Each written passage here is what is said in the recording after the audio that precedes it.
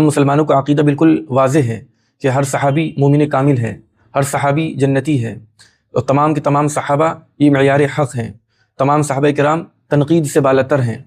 سیرت صحابہ کا یہ اجلاس جس طریقے سے مردوں کے لیے ہوتا ہے، اسی طریقے سے عورتوں کے لیے ہوتا ہے۔ ہم کانپور کی عورتوں سے بطور خاص یہ کہنا چاہیں گے مردوں کے واسطے سے کہ آپ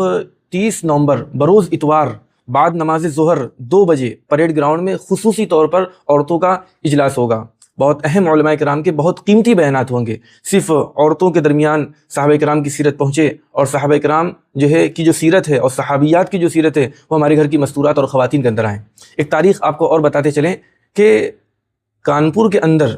جلسوں میں عورتوں کی آمد کا جو رواج سب سے پہلے جو شروع ہوا ہے وہ حضرت مفتی منظور احمد صاحب مظاہری رحمۃ اللہ علیہ، سابق قاضی شہر کانپور۔ یہ ان کے زمانے میں سن 1980 کے آس پاس کی بات ہے کہ جب سیرت صحابہ کا اجلاس ہوا تو باقاعدہ اسی وقت سے عورتوں کا بھی اجلاس ہوا، ورنہ کانپور کے اندر پروگرام تو 100 سال سے زیادہ پرانے ہو رہے ہیں جلسے، لیکن ان جلسوں میں عورتوں کی آمد کا سلسلہ نہیں تھا۔ یہ حضرت مفتی منظور صاحب مظاہری رحمۃ اللہ علیہ نے اپنے زمانے میں شروع کرایا، اور یہ روایت الحمدللہ آج بھی علی حال ہی باقی ہے۔ آج ان کے جانشین ہیں، ان کے جو فرزند ارجمند ہیں قاضی شہر کانپور جناب حافظ مامور احمد صاحب جامعی، وہ باقاعدہ اس روایت کو باقی رکھے ہوئے ہیں۔ لیکن کہنا پڑتا ہے کہ آج کل ہمارے گھر کی عورتوں سے بہت سی چیزیں ختم اگرچہ نہ کہیں تو یہ ضرور کہہ لیں کہ بہت سی چیزیں کم ہوتی جا رہی ہیں۔ ان میں سے یہ ہے کہ دین کے حاصل کرنے کے لیے ہمارے گھر کی عورتوں کا گھر سے باہر نکلنا یہ مشکل ہو رہا ہے۔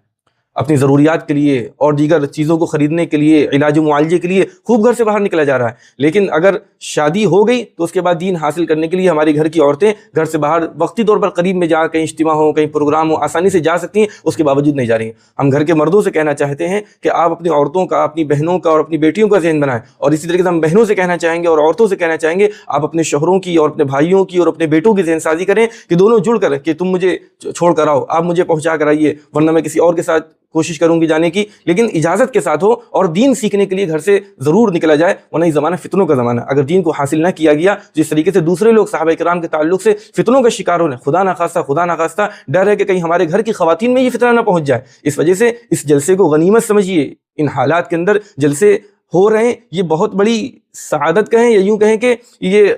بزرگوں کی اخلاص کا صدقہ اور ان کا ثمرہ ہے کہ جلسے ہو رہے ہیں۔ ہمیں ان جلسوں کو رائگاں نہیں بنانا ہے، ہمیں ان جلسوں کو مفید اور کارآمد بنانا ہے۔ ہم اپنے گھر کی عورتوں سے اپیل کرتے ہیں کہ 30 نومبر بروز سنڈے، بروز اتوار بعد نماز ظہر 2 بجے ضرور پریڈ گراؤنڈ پہنچے۔ آپ اول وقت میں ظہر کی نماز پڑھ لیں، اور جو علماء کرام کے قیمتی بیانات ہوں گے آپ ان سے فائدہ اٹھائیں۔